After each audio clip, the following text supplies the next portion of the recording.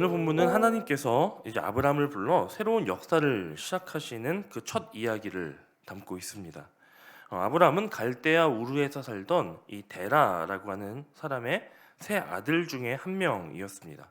이 아브라함의 아버지 데라는 우르라고 하는 자신들의 고향을 떠나 가나안으로 가기 위해서 자기 아들 아브라함과 함께 북서쪽에 있는 하란으로 이동해 왔고, 또 그곳에서 가나안으로 가지는 못하고 그 땅에서 죽음을 맞이하게 됩니다.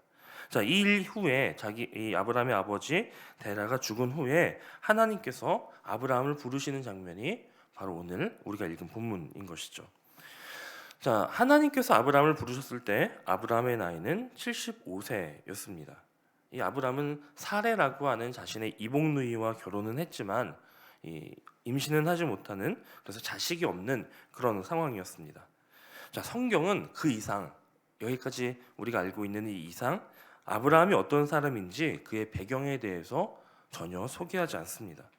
다시 말해서 성경은 아브라함이 어떤 사람이었기에 하나님께서 이 땅의 수많은 사람 가운데 그를 택해서 부르셨는지를, 그 이유를 밝혀주지 않는다라고 하는 것입니다.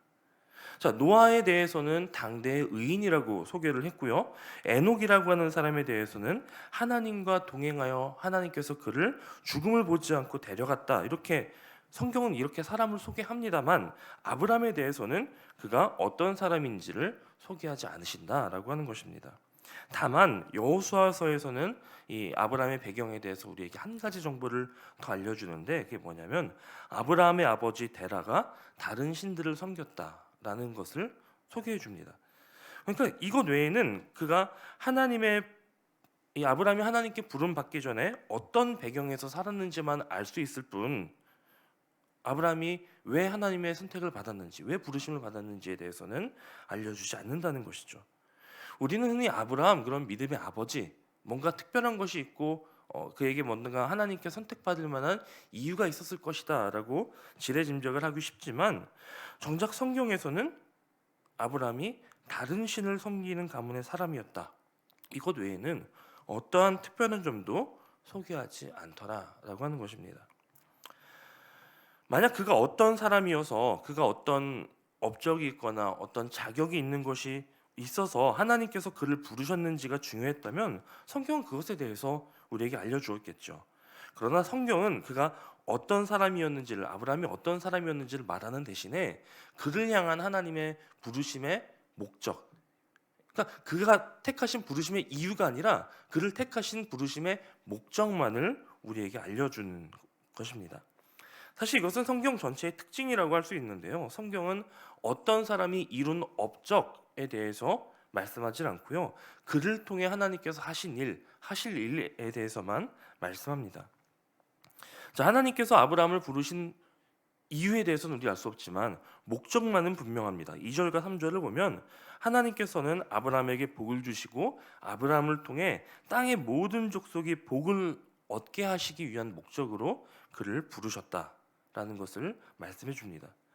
75세가 되었지만 아직 자식이 없는 아브라함이 큰 민족을 이루고 그의 이름을 창대하게 하며 그로 말미암아 온 인류가 복을 얻게 하시겠다, 그 목적을 분명히 밝혀주십니다.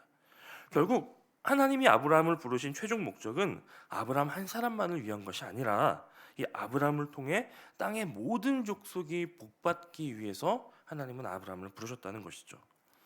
우리는 하나님 안에서 하나님을 믿는 그 목적이, 하나님이 나를 부르신 목적이 나의 삶의 형통, 그리고 나의 삶의 미래, 이런 것만을 생각하기 쉽지만 하나님의 계획은 그렇지 않으시다는 것입니다.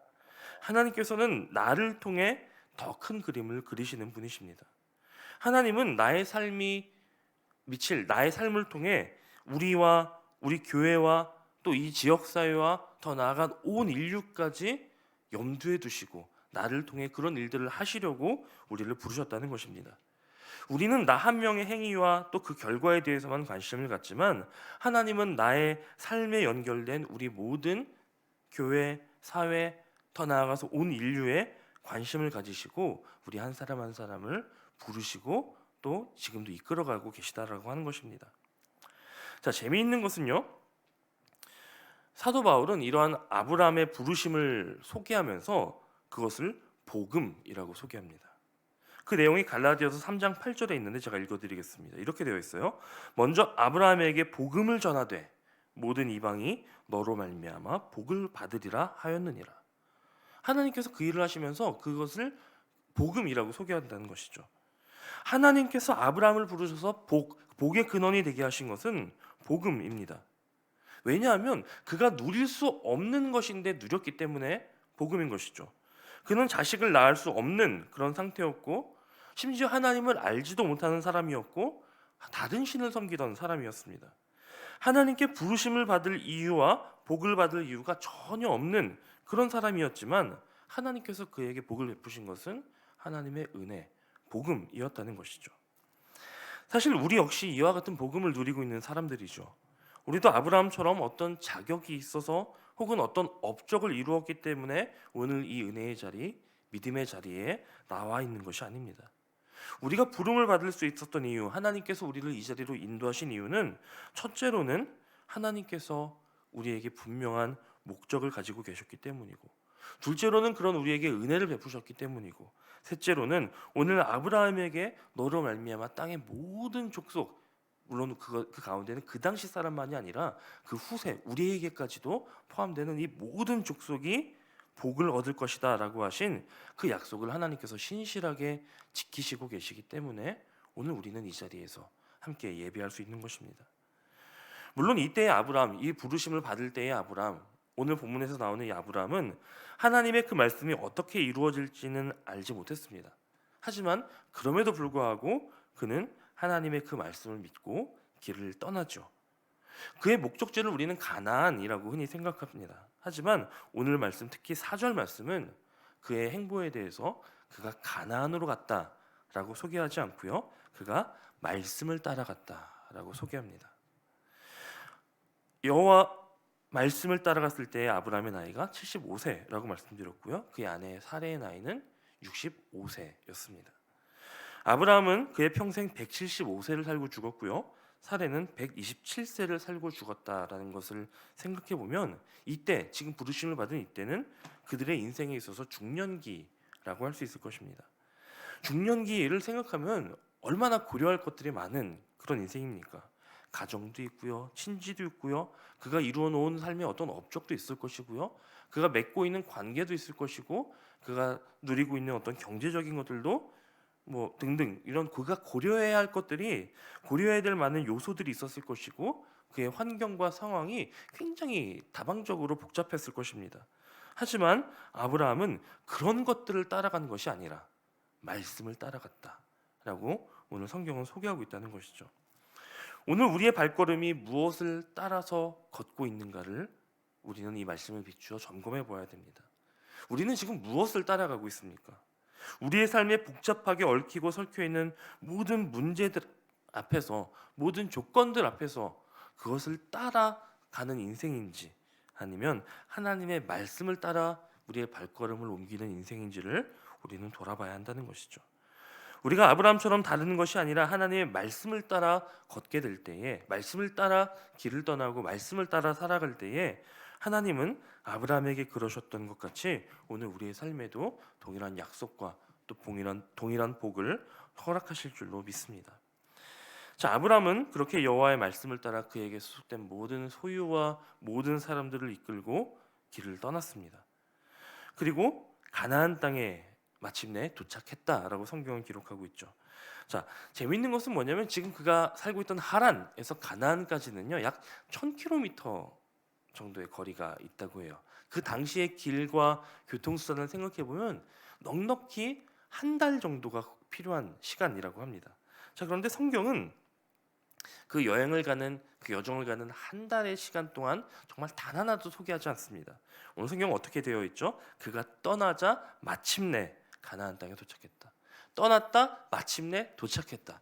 정말 어느 것 하나 소개하지 않고 아주 분명하게 그가 너무나도 신속하고 단호하게 말씀만을 따라갔다라는 것을 우리에게 보여주는 것이죠. 우리가 달리기를 해도 그렇잖아요. 우리가 달리기를 해도 목적지만 바라보고 뛰는 사람과 좌우를 돌아보며 뛰는 사람의 속도는 차이가 날 수밖에 없습니다. 즉 오늘 본문은 아브라함이 그 1000km가 넘는 그 길을 가는 동안 좌우를 돌아보지 않고 오직 말씀만을 따라갔더니 그 결과 하나님의 말씀의 땅인 가나안에 이르렀다라고 소개해 주는 것이죠.